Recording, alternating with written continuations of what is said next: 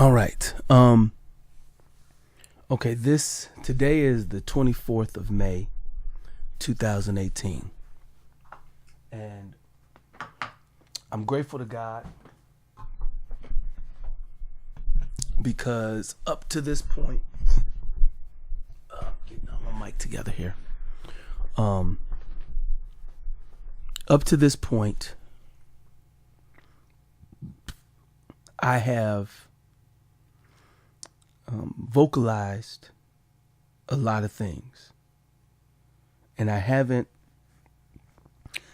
pressed like I have over the past couple of days about feedback from you, Pastor Carla, you, Pastor Kendra, you, Pastor Chris, and the wonderful Pastor Brian. I have not pressed you all for feedback with as much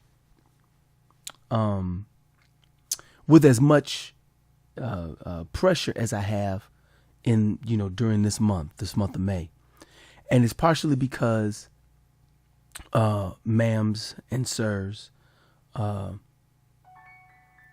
because I'm finally in position with the right disposition to do what needs to be done.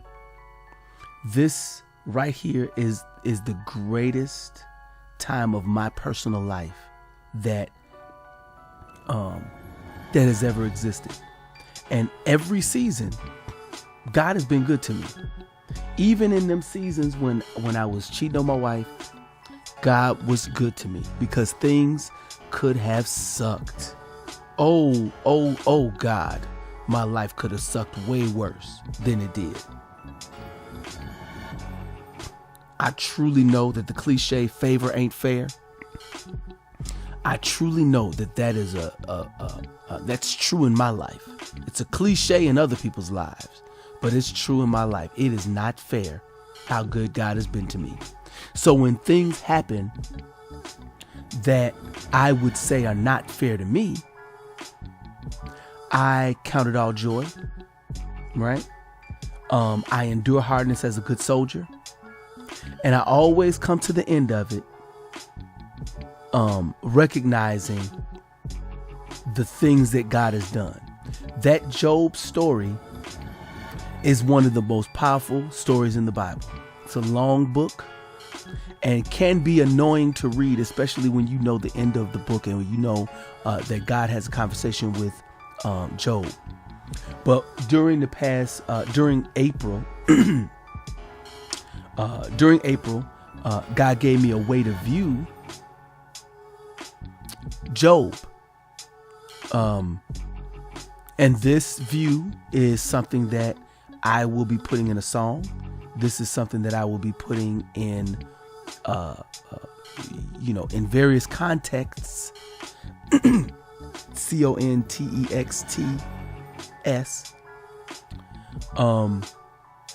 So that it's understood.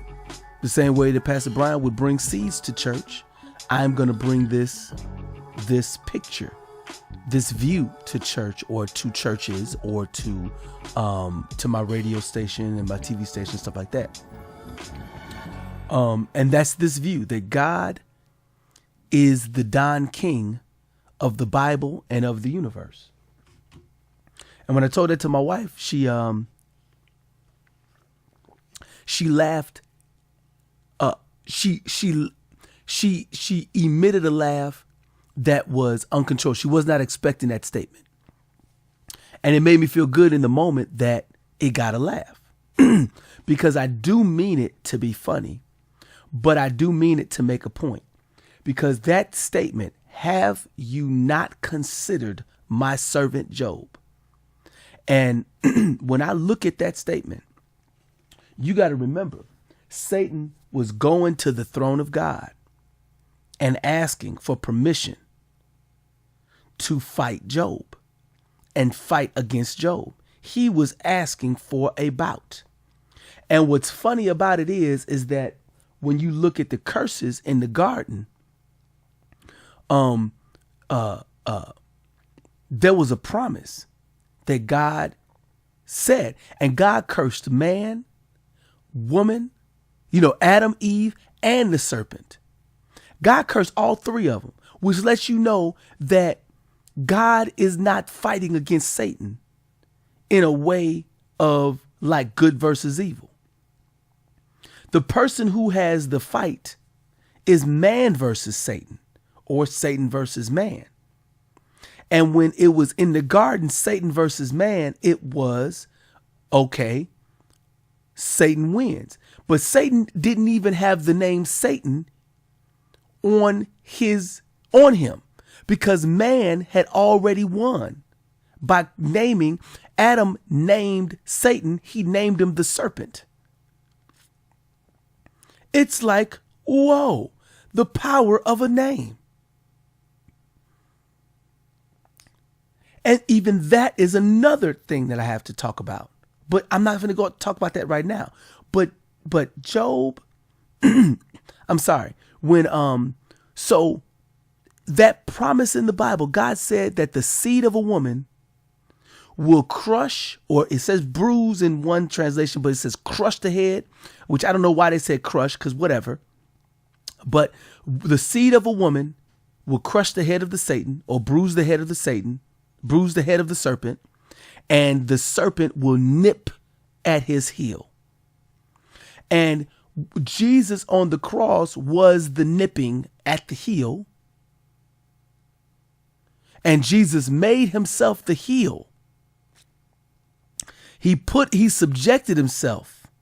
And the heel in wrestling is the person who loses the fight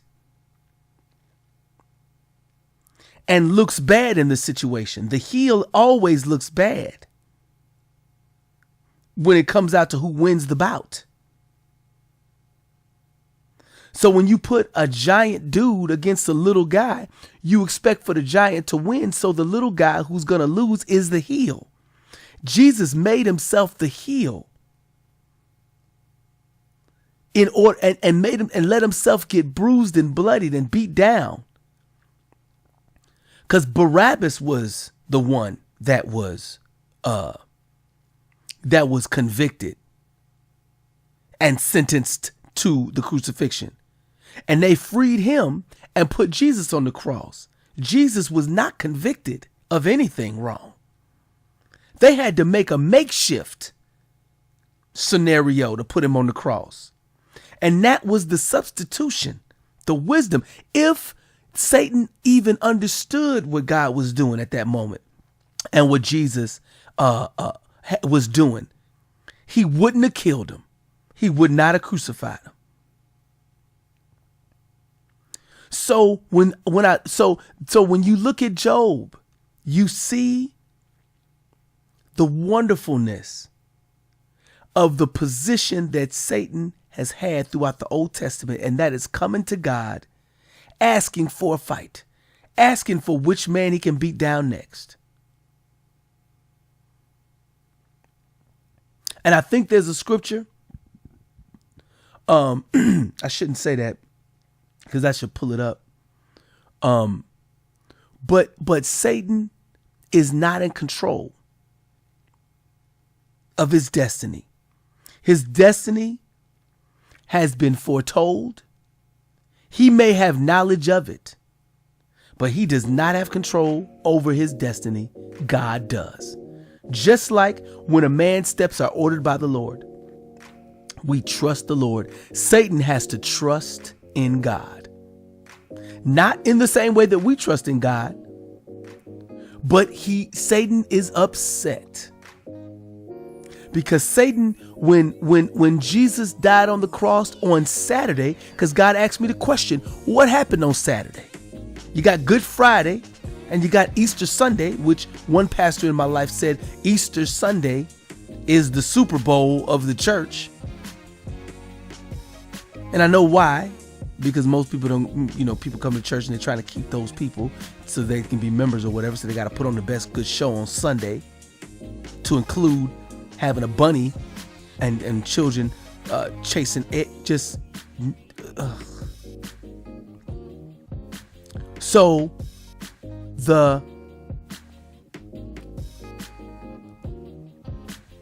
So on Saturday, God asked me what happened on Saturday. And I said, Lord, you know what happened on Saturday. He said, well, why don't you remind me? So I went into it, and I remember that is when Jesus took the keys from Satan. And that is why Saturday has been minimized all of these centuries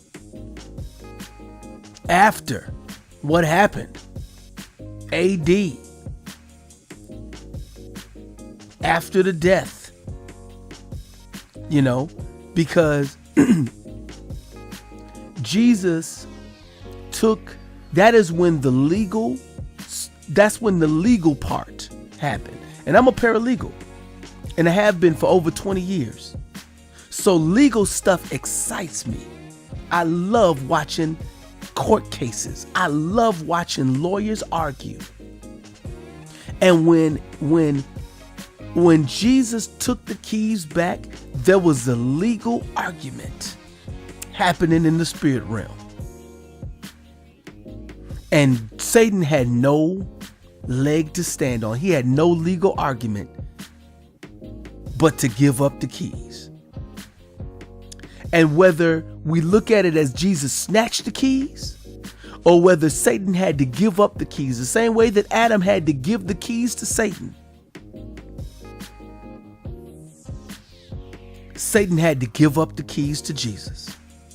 And then when Jesus was resurrected, when he resurrected himself, he said, behold, I have all power in my hand. And he went on further to say, I give it to y'all, human beings. So when you name the name of Christ, you walk around carrying the keys from Jesus. Whatever those keys are, we got them. And a smart Christian, in my opinion, understands those keys. And I think that is the difference between a Christian and a kingdom ambassador, is understanding what them keys are. That's one of my opinions. And when I call God the Don King of the Bible and of the universe, I'm recognizing that God is not the one that is down here slugging it out with Satan. Satan is a defeated foe, and God is always recognizing that his children, us, Pastor Brian, have you not considered Brian O'Neill? And Satan said, yeah, I considered him. I want to take him out. And God sets up the match. And CCI is born. And I've watched you, Pastor Brian, over the years. And I've always maintained a level of pride in you. I've always been proud of you.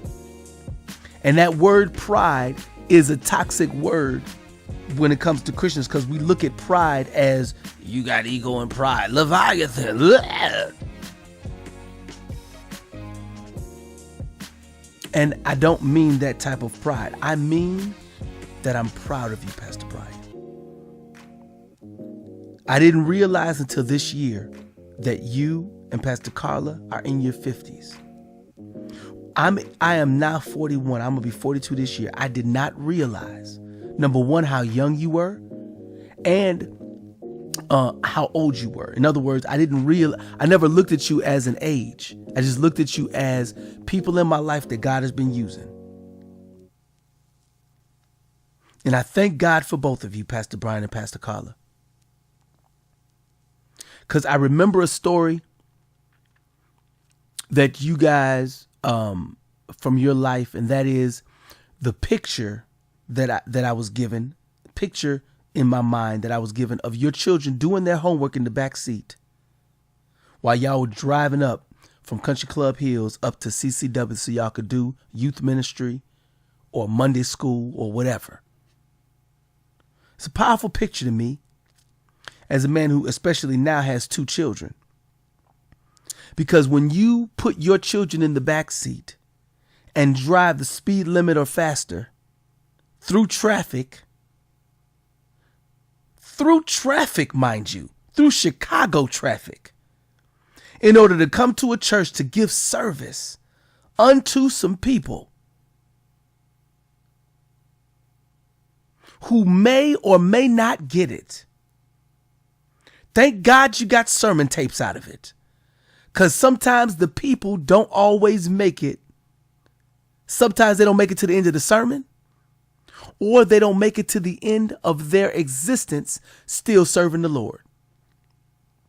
So you have to invest in people based on what God said and not based on what the people are doing. And as a person who has received the benefit of your teaching over the years, I thank you. And I'm grateful, Pastor Brian and Pastor Carla. I'm grateful to both of you.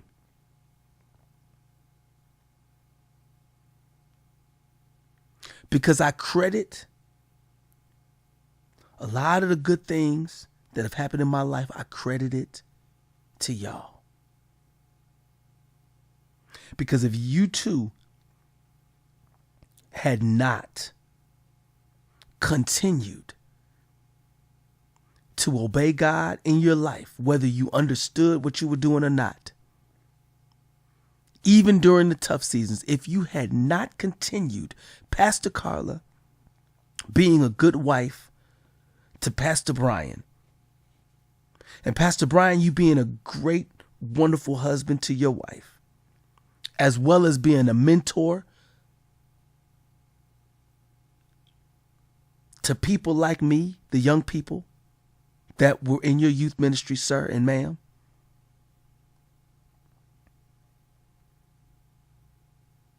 If you guys had not done that, I would have not made it out of my 20s with the right disposition. Because I got married at 29. And I cheated on my wife during the first year of our marriage and the second year and the third year. And I didn't cheat every day because I wasn't built to cheat. In other words, I was doing something that I was celibate from 19 to 25. I got saved at 19 and I was celibate for 6 whole years. And I say 6 whole years like it was a long time. 6 years is not a lot of time.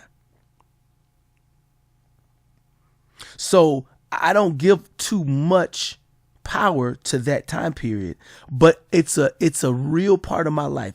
Being celibate, I remember all the feelings and all the women that came into my life and how I dealt with the drama of them. I remember dealing with the lady who I went over to her house, with the intention of recording, and she come out with the robe open. And I remember how I dealt with that.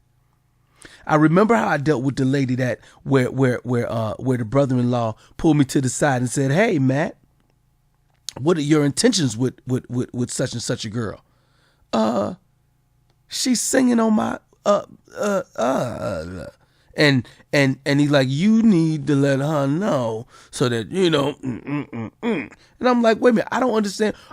We're understanding that sometimes women's minds take over the situation where my intentions have been given to me. And I've seen that even in my own marriage, where things that I did not intend become something I have to contend with as an idea. And I didn't even put that on the radar as my thoughts. Men are from Mars, women are from Venus, whatever that means. I understand that part and I can identify with the uniqueness of women. So during those 6 years, it was real interesting. And so then when the celibacy wore off, and I like using that term, celibacy wore off, when that wore off, youth ministry was in the process of ending. I was 26. And I didn't hit on women in the church in order to fulfill my sexual desire. I went and I started messing with prostitutes, which was something that I learned when I was a teenager. And I remember something that somebody close to me had said, which didn't give me permission to do it, but it made me feel better about the dumb decision I was making. In other words, if I'm going to do it this way, not that way.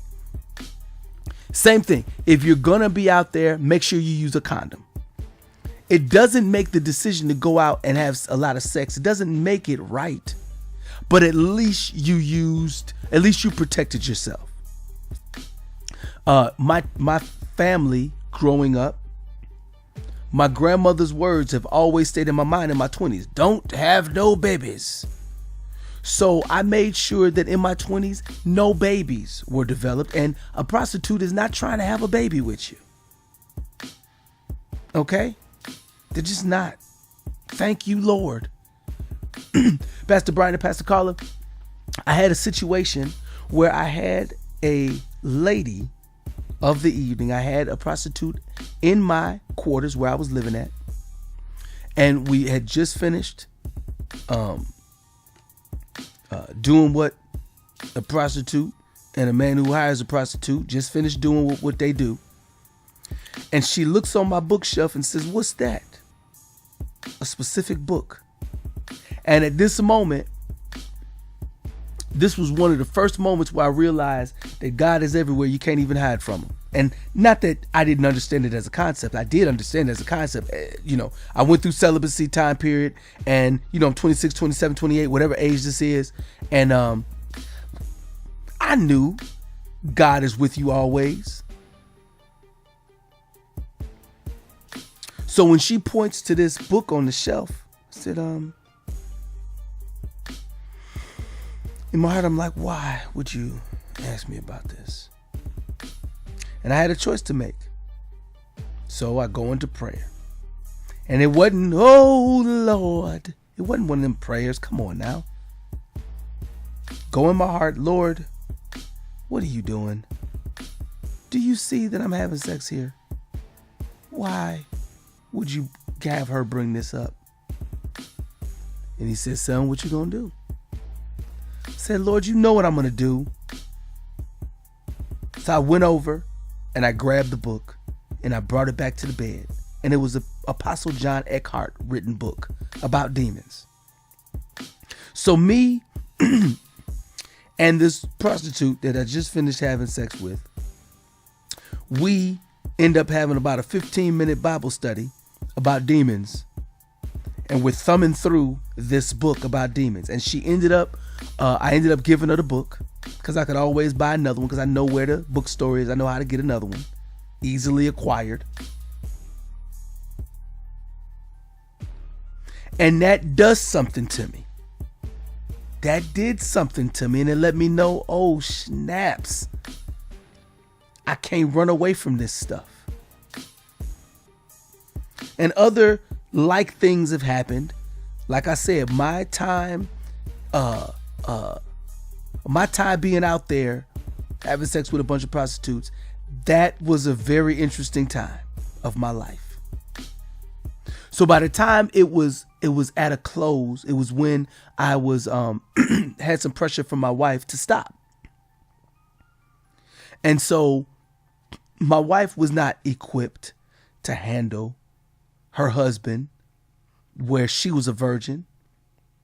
And you got to remember, the Pastor Darrell scenario, that was a big deal, Pastor Brian. It was a big deal in our lives. And I'm not going to, I won't take this video or this audio. I'm not going to take this to go into all that stuff. But that was a very interesting season when you look back on it. Because out of it, Pastor Carla says to me about the Adrian situation. She says to me, Matt, when you are in range to deal with something, you go deal with it. And listen to God and don't listen to what people are telling you. Thank you, Lord. Thank you, Lord, for Pastor Carla setting me straight. So in the middle of all this other stuff going on, I'm still getting good direction from the Lord. Why? Because you, Pastor Carla, and you, Pastor Brian, y'all keep coming to church and y'all keep serving people. Thank God for both of y'all. So when my wife and I get from Pastor Darrell, he says, I will give you a letter of recommendation to go to another church. I don't understand what that means. I don't know what it means to get a letter of recommendation to go to another church. What does that mean? What am I going to use that letter for? Church people just go to other churches. It just is what it is. But I didn't consider myself a regular church person because God didn't tell me to leave. The pastor told me to leave. So that's different. I'm discombobulated in my brain a little bit like, wait a minute, what's happening right now? I've been asked to leave. So me and my wife, we come to CCI, not because God told us that day. God had told us 2 years earlier. But we were being disobedient because I was functioning out of habit. I was functioning out of tradition. I was functioning like a robot to a degree. Because I needed God to do more than just say it to me. I don't want to say I was fleecing him, but you know what I'm saying. Now I'm way more learned in letting God direct me now. So when I move on a dime a lot easier now, I'm way more pliable. But I was very rigid at that time because, I was looking for God to do it a certain way at that particular time. So I'm way more agile in terms of the things of God now, I feel. And I believe that maybe in the future I might even be more agile because God does some stuff and you just gotta, if you running with the Lord, if you on this thing with the Lord, he gonna teach you some stuff along the way all the time. So in you guys' faithfulness unto the Lord, because I don't know that y'all really wanted to start a church, but you did it and you was obedient, which gave me and my wife a home. In 2008, I believe it was late 2000, probably 2000. Let me see, we got to in 2005, 2006. So it might have been 2006 or 2007, somewhere in there. We became members of CCI.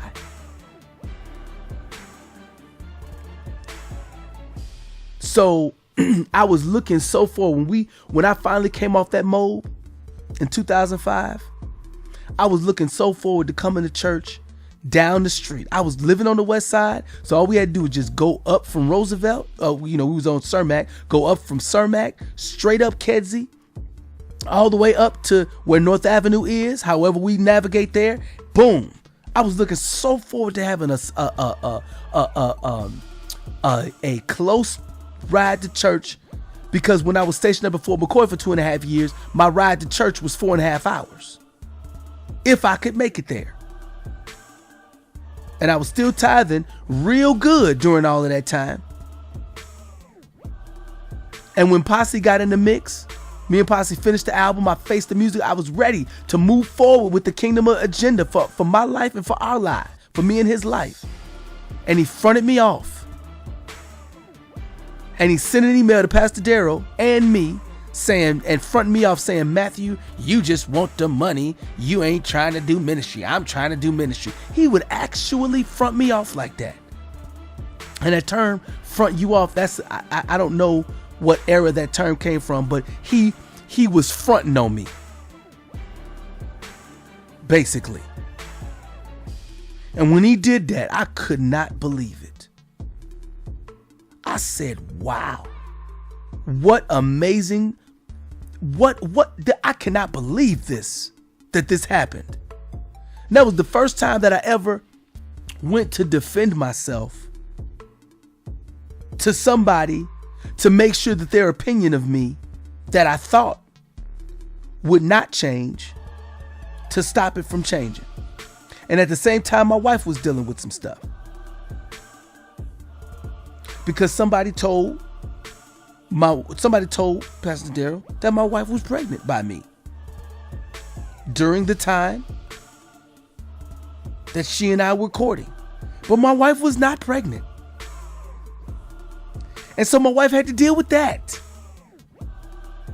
And all of that culminated in, y'all, I'll give you a letter of recommendation to go to another church. Wow. I don't know what that means, but okay.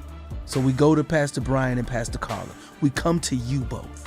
Why? At that time, y'all had started the ministry, and y'all had done the hustle and bustle and rustling and tussling of keeping it together and breaking down and setting up, and now y'all finally got a home.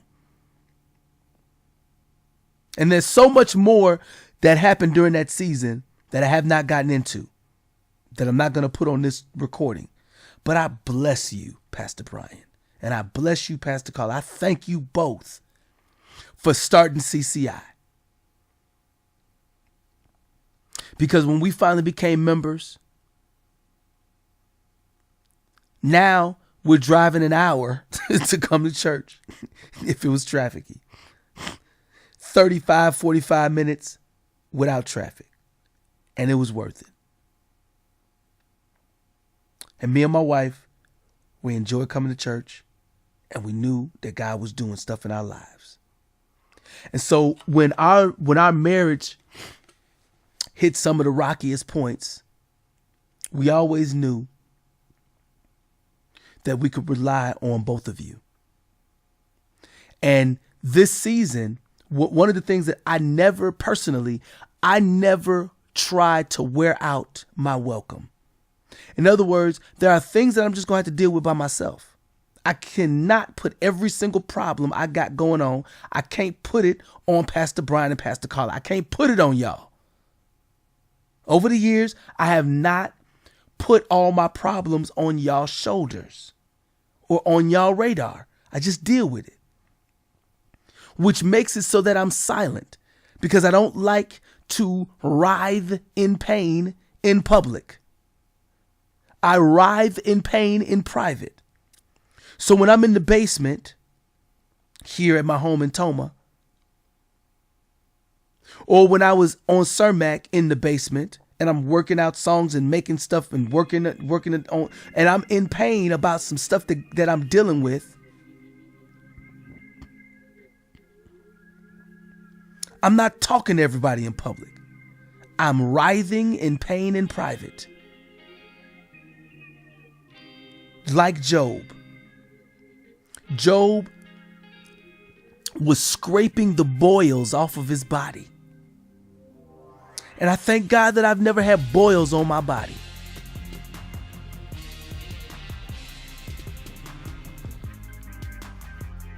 But Job, while he was scraping the boils off his body and dealing with the stuff he dealt with, mourning his children dying, dealing with a wife who had a different opinion than him about the situation, dealing with friends who apparently were close enough to him to feel that they have the right to speak in his life and speaking to him like he's wrong and deserves the calamity that was going on.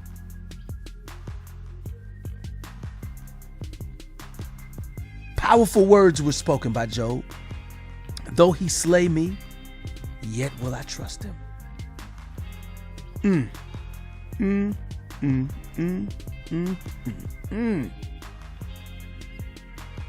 I've adopted those words. Not that I've adopted those words not into my vocabulary as the way Job did it. But I recognize God as the Don King, the fight promoter, the person who set the match up. God does not go in the ring and fight. God sits out of the ring and sets it up. He's the one that made the Colosseum. He's the one that brought the crowd. He's the one that made the ring. He's the one that made the belt. He's the one that announces it and says, hey, here comes another fight. Man versus Satan. And who's the man this time? And Satan has to keep on taking losses. When Job sat in the ring versus Satan in that scenario, he said, though he slay me, yet will I trust him. Those words, I adopted those words not based on Job and what he was going through, because Job didn't understand the spiritual component he was dealing with. I got the Bible, so I got a chance to see the difference, to know that it was Satan versus Job. Thank the Lord for the Bible, because I get to see it the way God wants me to see it. And he wanted me to know that Satan asked for permission to get to that point. And God was the one that defined the rules. You can do all of this, but don't take this. You can't do this. You can do this, but you can't do that. That's like when they set up a cage match in wrestling. You can do this, you can do this, you can do this, but not that. So in my life, when I'm getting hit with a steel chair and they throw me over the ropes into the steel cage, that means that God authorized the fight.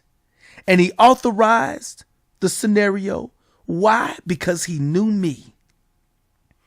Before I was formed in the belly, he knew me. And he knew what I would do in the fight. Because God is walking around with the foreknowledge.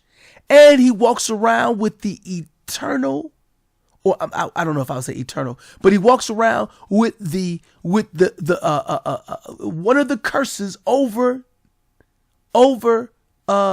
Satan's head, which is the seed of the woman will crush your head and you will nip at his heel.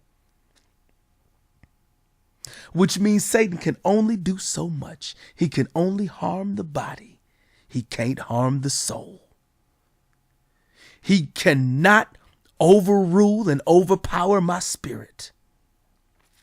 So when I get into a scenario where it's me versus Satan, I, number one, recognize that God set up the match. So when I see Satan coming, I said, oh yeah, bring it on. And he's like, wait a minute. You knew I was coming? Yeah, because I read the Bible. Satan, come on. Let's do this thing. Oh, darn it. And I get to do what David did in a fight. David brought his slingshot and his 5 smooth stones. And for drama's sake, in one particular video I was looking at yesterday, I went to Bible study at a church out here, Lighthouse, and they played this video about David. And they added drama to it. They added too much drama to it to make it so that David was nervous or David was challenged and just ugh. But the way the Bible puts it is he threw one rock and it knocked him down. And what David did was he renamed. Everybody was calling him Goliath. Everybody was calling him Goliath. David never called Goliath. He never called him Goliath. He called him, you uncircumcised Philistine. He called him by a different name. The same way that Adam called Satan, he called him serpent. He gave him a name, thereby binding him to a certain position. And when David called Goliath, when he called him an uncircumcised Philistine, the only thing that Goliath had permission to do is to expose his forehead so that the rock could sink right in there. Bam, goes down, head cut off, and changes the dynamic of the fights, of future fights. So whenever I'm in a scenario with Satan, I rename the game. I'm a rapper, so I know how to rename the game. The worlds were framed by the word of God. So I rename whatever my enemy is, I rename it and reframe the situation, first of all. Job thought that his children died amiss. Job thought of his situation the way he thought about it. But I get a chance to see it for what it is. So when my situation comes up, I say, oh, this is an authorized match between Satan versus me. I win. So come on, little boy Satan, little boy punk, come on, let's rumble so you can get this butt whooping that you was ordained to get.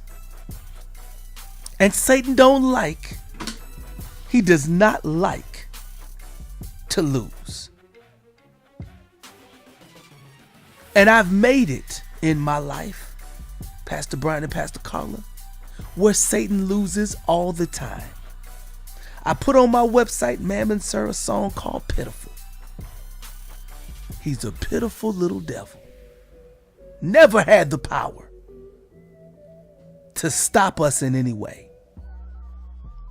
And I believe that wholeheartedly. And I do not give Satan any room through testimony's sake or any other way. I do not give him the room and the power in my life to do anything that has not been ordained in the match. And when I recognize that it's a match, I recognize that certain things are just the way they go. I gotta be able to take a punch. And what I've watched over the years, Pastor Brian and Pastor Carla, I've watched you guys take many punches. Many things have come your way and I couldn't jump in the ring to help out because I was dealing with my own drama. But now I'm finally in a position, ma'am and sir, where I can actually use my training, use my mindset, use my tools and my equipment to help make it so that we're not just fundraising, we're harvesting. There's a difference between hustling to bring dollars in and harvesting, meaning picking up what's due to Pastor Brian and Pastor Carla. There are places where the harvest is just sitting there. The laborers are few because everybody gets to a certain point and they don't know how to appreciate the people that got them to where they are. And every time I honor somebody, I get a harvest. Because the harvest is you get it through honor. Harvests come through honor. And I honor you, Pastor Brian. And I honor you, Pastor Carla. And I don't honor you just because I know that there's a harvest because of honor. I honor you because I would not have got to this point had it not been for all the sacrifices and sowing that you did into me and did into all those folks in youth ministry and all those church members or CCI citizens, as you call them, as you have. And I thank God for you both. And Pastor Kendra and Pastor Chris, I thank you both, especially you, Chris, because you and I have talked over the years and maintained a friendship.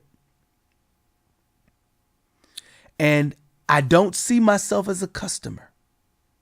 I don't see myself as a sheeple. I see myself as a provider.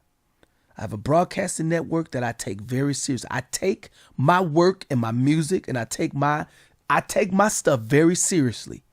I am not to be played with when it comes to what I'm doing.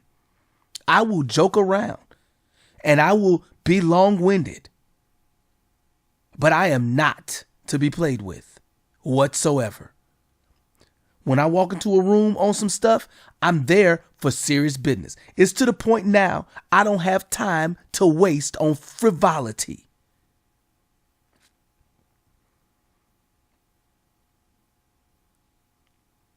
I got stuff to do.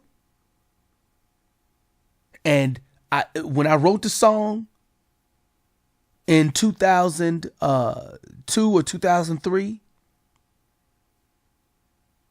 if you can't help me, don't try to stop me. If you won't let me, don't try to block me. When I wrote those words, I didn't know that I was going to have an attitude problem with people who block me. But I thank God that I know how to deal with folk who put up a red light over some church politics type stuff. I am not going to be stopped by Satan or nobody, not in this season. Probably for the rest of my life.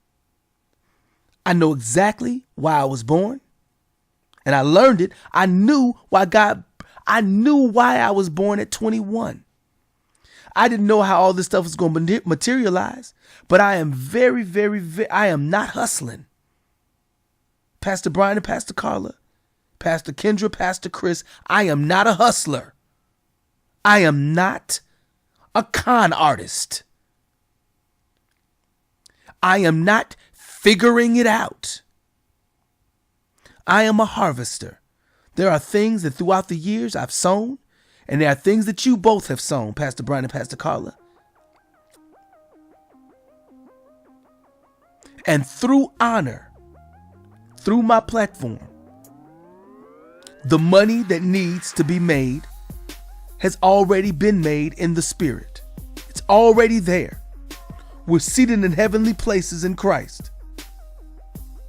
All spiritual blessings, everything that we need, we have access to it immediately.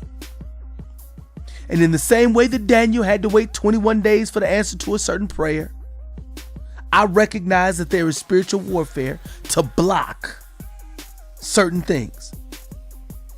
Because Satan does not need for any of his Goliaths to go down. Because once his Goliaths go down, then God's people start having courage in areas that they didn't have courage before. And a Goliath in my life was my mortgage. Pastor Brian, Pastor Carla. In November, ma'am and sir, I realized, remember, I had a birthday party at CCI. My wife presided over a birthday party. And I hate to say it, but my wife, because of the way she is, when she does a party, she neglects certain things. She could have added more people to that party to make that party a lot more bigger than it was. Because I have way more friends and way more associates than who showed up. But my wife likes to surprise me. And I don't like surprises. I like to be in on anything because I'm a performer also. If the audience is going to be surprised, I want to be in on it so that I can make sure that it works. And so that we get the proper video angles. And I'm not dissing my wife with this. I'm trying to tell you that on the 19th of July, 2016 was when the foreclosure happened. And I did not have the courage to go to the foreclosure. And God didn't even make it urgent for me to show up. So I thank God for that. I thank him for that. Because a year and a half later, I get to looking at my credit report and I come to find out, oh my God, that foreclosure is not on my record. I said, what is happening? So I did some research and I come to find out that the mortgage company did not have the authority to foreclose on me. And as a paralegal, I understood what that meant. It meant that all the efforts that they put in to pull me back in to the drama, I was $68,000 in the rear at one time. And all it was doing was going up. And I every time I looked at it, it made my heart sick, because how do you come up with $68,000 unless you making $100,000 every couple of months so you can just drop that on it and keep on living? I wasn't. And I was being Nashacked. Because when I go into the circumstance, I'm going to put into a different audio video of my mortgage. When I go into that testimony, you'll find out the details. And I'm nervous about talking about this testimony because, it's like, is it over? But yeah, it's over. Because what ended up happening, Pastor Carla and Pastor Brian, what ended up happening is that the mortgage company could not foreclose on me righteously. So I was able to walk away from that mortgage situation. They can have the property to do with it what they want. But I took all the spiritual benefits out of that scenario, which is what God intended. And I walked away scot clean. No foreclosure on my record. So in November, when I saw that, when I learned about it, I said, oh, thank you, Lord. And that moved me, ma'am and sir, to move forward on God's plans even more thoroughly, because I saw that I have no bondage. I am not bound at all. So now I'm walking away. I walked out of that scenario free. Free indeed. Truly understanding what free indeed means. I didn't even tell my wife about this at first because I wanted to make sure that it was concrete freedom before I told my wife. Because I didn't need for her to say anything that was going to put the bondage back on. Not saying that I don't trust my wife, but I'm trying to say I didn't know she had left CCI in January 2017.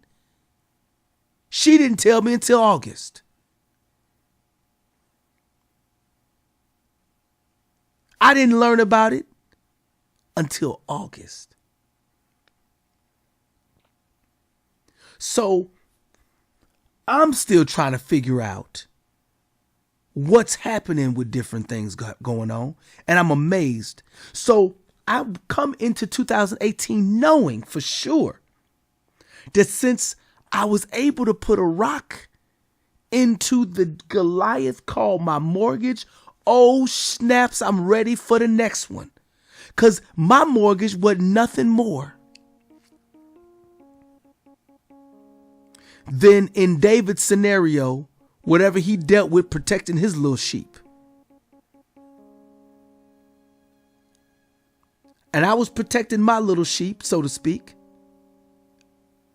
And now I'm ready for the Goliath of the CCI mortgage. And not saying I need to. My baby's down here in my lap right now. Not saying that I need to know every detail. But I've worked with enough preachers who have deceived me enough because they were too ashamed of the situation that they were in and got me working off of a certain thing which squeezes more money out of me in the situation. And I'm trying to tell you, this is not what I believe about y'all. I'm not saying that. I'm saying that I've got some experiences with preachers over these past several years. and experiences with people. If you look at what Joseph has done in my life, it's to the tune of $10,000. People screw you over. Period. It just happens. And I had to keep my heart right so that I don't still try to bring my my gifts to the table to help. What I'm supposed to be right now, if Satan had his way, I'm supposed to be a bitter man that doesn't use his gifts for good. Use them for myself only. Use them for my family only. But no, I decided I'm keeping my heart right. And whether anybody believes that my words are coming from a righteous heart or coming from having a heart right position or a position of a right heart, when you get a bunch of money, you change. It just is what it is. Because it's not you necessarily that change, but the people around you. People who are your enemies now become your friends. People who are your friends now become your enemies. People who wasn't jealous, now they jealous. People who was never an advisor, now they got advice for you. It's a weird scenario when you got money. And you both, Pastor Brian and Pastor Carla, you guys have experienced that just having property of what it means. And again, that's why I'm telling you, I'm proud of you. I admire you both in so many ways. And I want to do this right. I want to do this season right. When I was talking to you, Pastor Carla, about this might be a $2 million year, this and that, I didn't know how long it would take. I just knew what I was seeing. And every time I get closer and closer and closer, I would see some type of satanic, demonic activity and another fight I'd had to contend with and deal with. My most recent one is that they put me, my military people, put me in a mental institution for 17 days where they pumped me full of drugs. That has never happened to me. I have never went to drill for a 3-day time period and they take up my life, take me out of my life for 17 days and pump drugs into me. That has never happened to me. And it wasn't supposed to happen.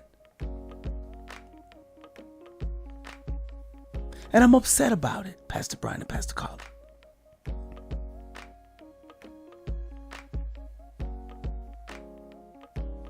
But God has been doing things in my heart to make sure that I'm not bitter with those people for making that misjudgment and doing what they did to me.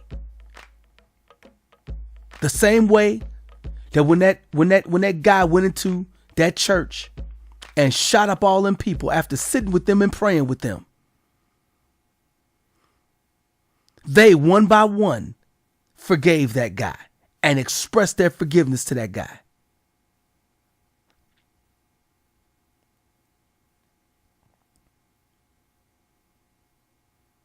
And what I'm trying to tell you, Pastor Brian and Pastor Carla,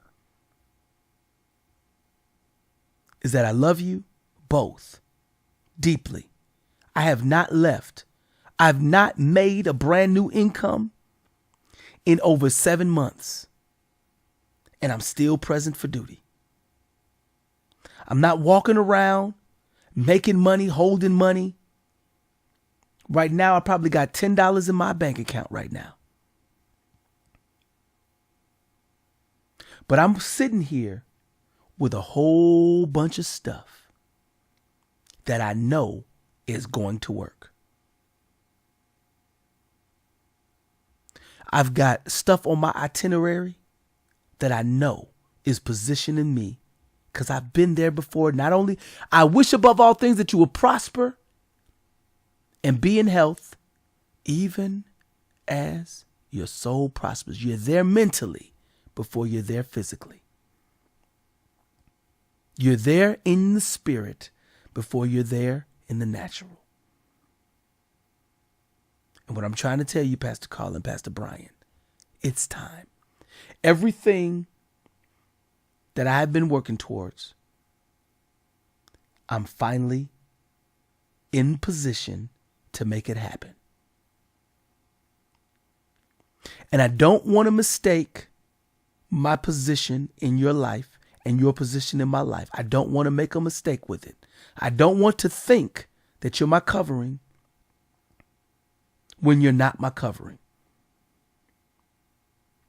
I don't want to think that you're my pastors when you're not my pastors. I don't want to make a mistake, an error in judgment in our relationship. I don't want to see you both in a way that you don't want me to see you. If you've decided that I am not a person that you want as part of your ministry, I'm okay with that because I love you and I'm okay with walking away. I would much rather love you from afar. My testimony about you will not change because it's the facts. I will always honor Pastor Carla. I will always honor Pastor Brian with my words. In the same way that I will always honor Apostle Darrell. I love him and I thank God for the impact he's had over my life. I thank God for him. And even though those stories are what they are, they're facts, that doesn't change the reality that God used them in my life to get me to this point. That does not change that. God has used Apostle Darrell to get me to this point also. So if this is where we part ways, I'm okay with that. If you need me to just be gone, I will not be upset because I understand. I understand. I understand what I've become. I understand what I am. And I put a challenge on systems because I'm a systems challenger. That's what I am. I am upset with the way this world has been operating. But I'm not trying to change everything in this world. I got a specific couple of things that I have been fashioned and created to do. And I'm only going to do those couple of things. I ain't trying to do a bunch of things. I'm not trying to change the whole world. I'm just trying to change this little plot that God gave me. This one specific gear that I have to twist off. This one specific rock going into one specific forehead. I know what I'm supposed to do with my life. And I'm going directly at it. I'm not trying to be a preacher of this, a preacher of that. I'm not trying to do a whole bunch of this. And I came to create a broadcasting network. When you go to m3dots.com, ma'am and sir, you will see that it says sermons, podcasts, music, and comedy. Nobody should be upset about what I'm doing because I ain't doing it on nobody else is paid for my website. No one else has plunked a bunch of money into this platform. No one else has. So what I do and what I say on my platform is what it's going to be.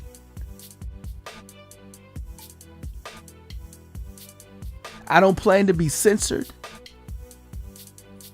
because on a website, if I talk about adults type things, that's just what I do. What I do on my Facebook, the military don't get to govern my Facebook. And the military likes to govern the people, so they like to think that they got a 360 deal over a person. Hey, you need to shut this down. You need to shut this down. Absolutely not. So I am not at all about the life of my First Amendment rights being violated by anybody. And that is not a challenge to you, Pastor Brian or Pastor Carla. It is a recognition that I recognized that over these next 20 years, I'm about to say some stuff and do some stuff that may or may not be cringeworthy. because church system ticks me off. It doesn't tick me off to the point that I'm finna go visit churches and rough anybody up. But I'm going to sit in my home or sit wherever I am positioned to sit, and I am going to speak. I'm going to speak words that people haven't heard before. But nothing new is under the sun. Nothing new happens that hasn't happened before. So I will end up basically repeating things from the Bible.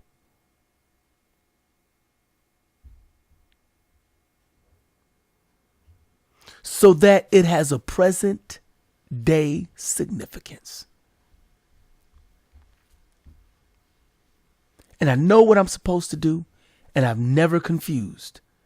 Because when you deal with a lot of warfare, you recognize that when demons and principalities are all fighting for a certain stronghold to maintain it, that's because that stronghold is important to them. And when I walk up, they have no authority over me. Demons and principalities have no authority over me. When I walk in, they must back up. The same way that when Jesus walked in, because I got a full-grown Jesus inside of me. So I don't have to be like, oh, demon, come out, come out, come out, come out. I don't need to do all of that. Not saying that that ain't important. Jesus I know, Paul I know, and they better know that when I walk into the room, do not make me pull out all my dunamis. Don't make me do it.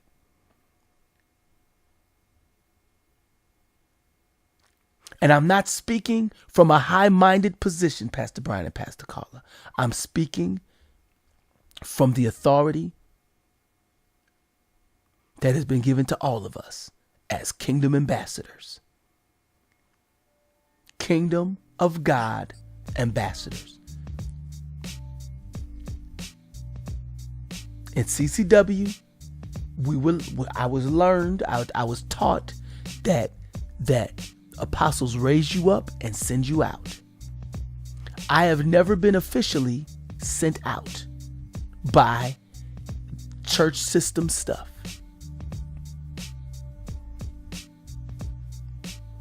But I have to go somewhere with all of this. And if CCI, if you, Pastor Brian and Pastor Carla, if you see what I'm doing and see the value in it, whether you understand it or not, if we're in agreement, then we can move forward on stuff. I remember this is the same moment that I had when I was 19. Nothing new under the sun. I was 20 going on 21, and this was about 7 months or so before you guys met me in youth ministry.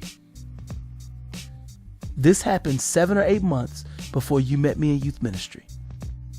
This moment I'm going to tell you, and I'm going to end with this. Bishop George Williams, who I started to see the flaws in. I still love him. But I didn't know that God was showing me some of the things that were wrong. And I'm not going to get into those things. But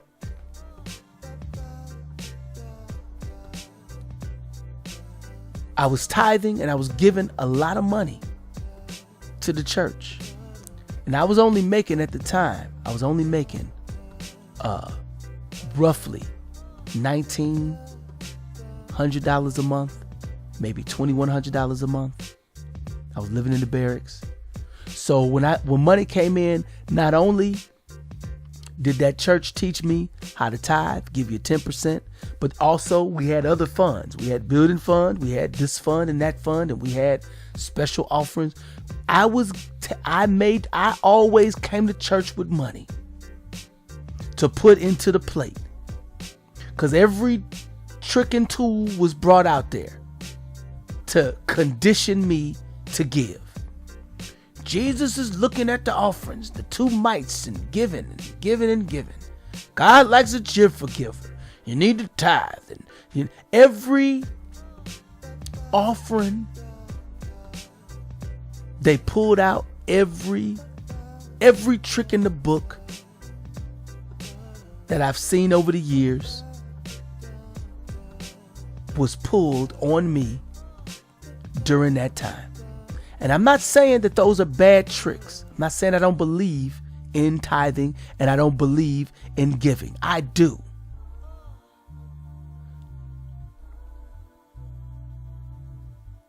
But I saw how important the offering time or offering times were.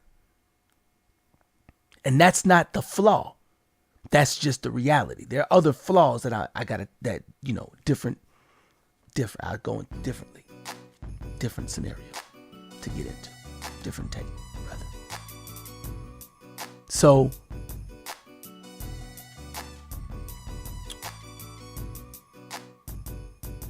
even after all of that time, that was, the bishop stands up and gives everybody a reality moment and says, listen, we are in some financial trouble as a church. So we need to get real, and we need to do some fundraising activities. And my mind was perplexed because I was bringing as much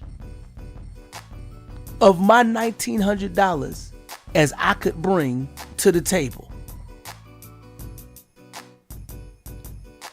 Because the only money that I kept in my pocket was about 3 or 4, maybe 2 or 3 gas fill-ups for my little car. And gas was at 99 cents a gallon at the time.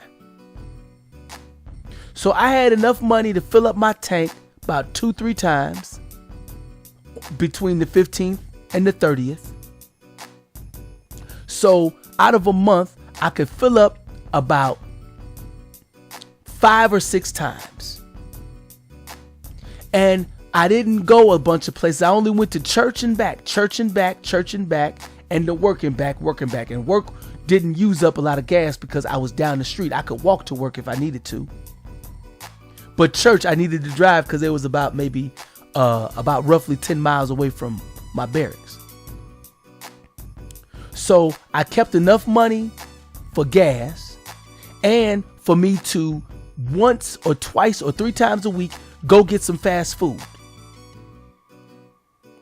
So, that's roughly $100 or $200 out of my $2,100 a month.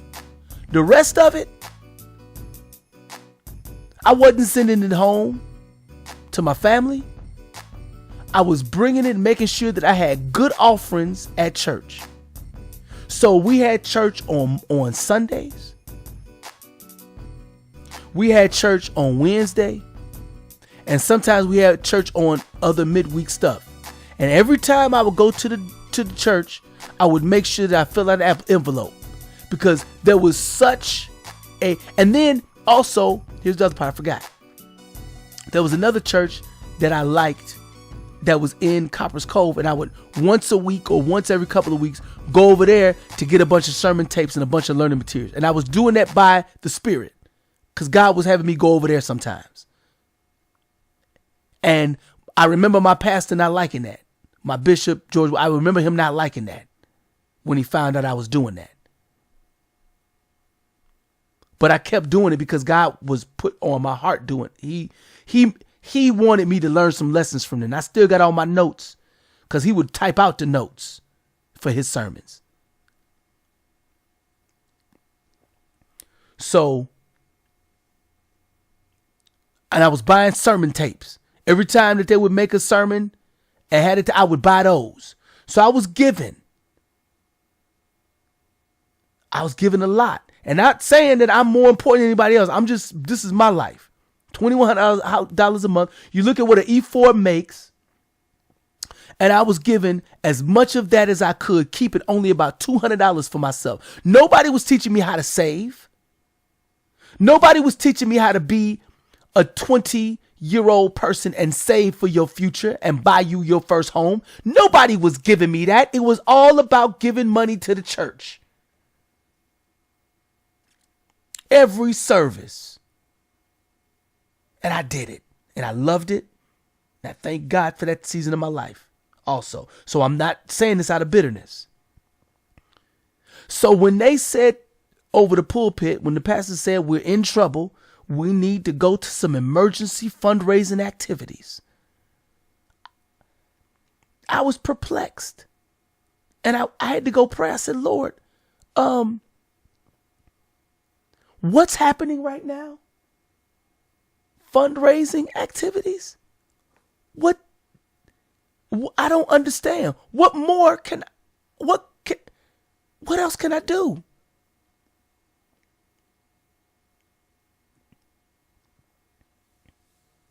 So God told me, he said, Matt, I want you to make an album. I said, Lord, I'm not supposed to make an album because rap is of the devil. That's what I learned in my church here at the Pentecostal Holiness Church. Rap is of the devil. Only gospel music is of God, of you, Lord. So why would you tell me to rap? What is wrong with you, Lord? And he said, son, make an album. So I went home to the barracks and I had a keyboard that I didn't throw away. And he gave me 250 instrumentals. Listen to me. 250 instrumentals that I put on two cassette tapes, and I did the copyright. So I got 250 instrumentals that I have not used yet. I still got them. And I remember the power. I was like, oh, Jesus. It was like I kick out a couple of melodies. I kick out a melody and fix the beat up. And to put about 5 or 6 minutes of it on the tape and then move to the next one. And I've done that throughout the years. So I got a whole bunch of instrumentals that I have not brought to the table. I have not let the world hear all the stuff that I got in my arsenal. Oh, snap. I was 20 years old and he gave me 250 instrumentals on the spot. I said, Lord, what's happening right now? He said, all right, now listen. I want you to take these 4 and I want you to go to Art Black and I want you to talk to Art about recording. I said, okay, yes, sir. Art Black was the Robin of that church. He was the minister of music. So I went over to Art Black, and Art Black, I said, I know what you can do. Come on, go. I'm going to set you up with this guy. So I recorded my first 4 songs. I said, whoa. And when a couple people heard the songs, they was like, whoa, wow. Because God was doing some stuff. Now, I made the cassette tape because God showed me, Matt, that's the fundraising. You are going to make this tape as a fundraiser for the church. I said, yes, Lord. So when I brought the tape, before I put it into production for the fundraising activities, I went on a Wednesday night service and I had the master cassette that they were going to make the rest of the cassettes off of, because it was cassettes at that time.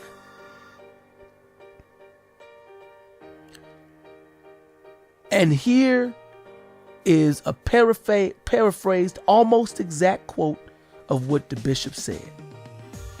I said, sir, Bishop, sir, God gave me an album to make. It's 4 songs. And before I put it in production, I wanted you to pray for it. And I kind of explained about the fundraiser. I did briefly because you was like going up for prayer right after the Bible study. And the bishop said, well, I don't really like rap. And I put my head down. And he said, but I'm going to pray for it anyway. And in parentheses, it was because God must be doing something that I don't know about. And God used this man to pray for me.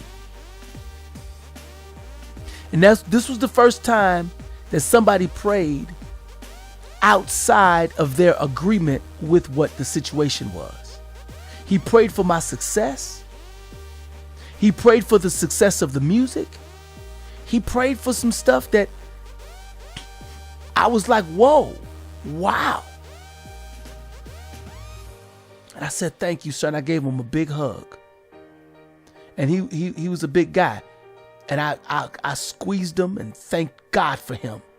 And I went off and I made a run of the tapes and I brought it back and started the fundraiser part. And that set me off into some weirdness because now my life is weird. What happened after that was weird. Because I only had about 2 months left or a month left before I was coming back to Chicago. I don't know how much money was fundraised because I wasn't paying attention because I wasn't into the money like that. I wasn't a numbers guy. I was an artist. And I accepted that God wanted me to do music. I had accepted it. Okay, all right, Lord. I'm back in the game now. Meaning that I had given up rap because that was it. The birth of the M. as a rapper was fundraising. So when Dollar Does It came, Pastor Brian and Pastor Carla, when I wrote that song, I was in my element. That song flowed so easily. Why? Because I was talking about the condition on the ground that my pastors will not be Nashacked. And I thought that I was done, but I had one more thing I got to say on this. And that is, Pastor Brian and Pastor Carla, that I have a vision. This is not a prophetic vision. This is a Matthew vision. If it can't come to pass the way I see it, I will not be upset. But this is what I see and what I would like to see happen. I would like for 2018 for $2 million to come in and be in you guys' possession. And that $2 million come in not because of other things and fundraising efforts. I would like for the $2 million to come in based on what God does through the music that I put out and through my efforts with TV, radio, podcasting, comedy, shows, and stuff like that, specifically. So that we know where the money came from. There's no ambiguity where it came from. But that it comes in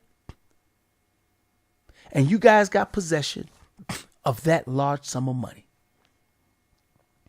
And I would love it if Pastor Brian and Pastor Carla or Pastor Brian, but I would love to record audio at least, or record, if I can't record audio, record it with my own eyes. A moment where Pastor Brian walks up and talks to the mortgage people and knowing that he's got the money to pay it off. And instead of giving them a check for what they want so that the mortgage document can be handed off, Pastor Brian looks at him and says, okay, could you please tell me the payoff amount? And then they give him a figure. And they're going to fight. Because the payoff amount is different every single day when you're paying a mortgage. So give them today's payoff amount and give them a payoff amount of 30 days from now so that you can see the difference how much interest they put on, so you can see both numbers. So you have two different documents with two different numbers. Today's payoff number and 30 days from now's payoff number. Then you get an updated coupon book of paying the principal. And you find out to pay the principal for the next X amount of years, this is how much we need to pay. This is how much interest. The interest versus the pity. Principal, interest, taxes, and insurance. So you can know the difference between each amount for every coupon. And Pastor Brian goes home and has a checkbook with the account that has the money in it. And he writes a check for the principal for this month and puts a date on it for day 1. And then for next month, puts it on there for day 2. And he goes down the line and writes a check so that every single day they get a check for the principal for a future payment. And they got to process it.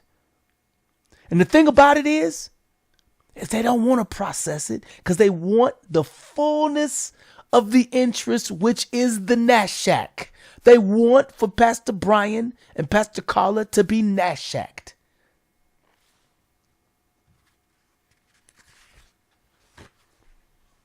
And so in this dramatic display of writing a check to the mortgage company that has so eagerly NASDAQ'd Pastor Brian and Pastor Carla, I would like for a check to be written so that the entire coupon book has a check with the principal. And consequently, it might be the same amount as the payoff amount. And the reason why I don't want to have you pay off the payoff amount is because they don't get to get a check that large at one time. And they should not get a check that large because then they know how to wiggle through the taxes and wiggle through how to pay it off. They need to get a check each day that makes them have to report through their reporting that, yes, we processed another one. Yes, we processed another one. What are you doing, sir? Could you please just do it a different way? No, this is the way we need to do it.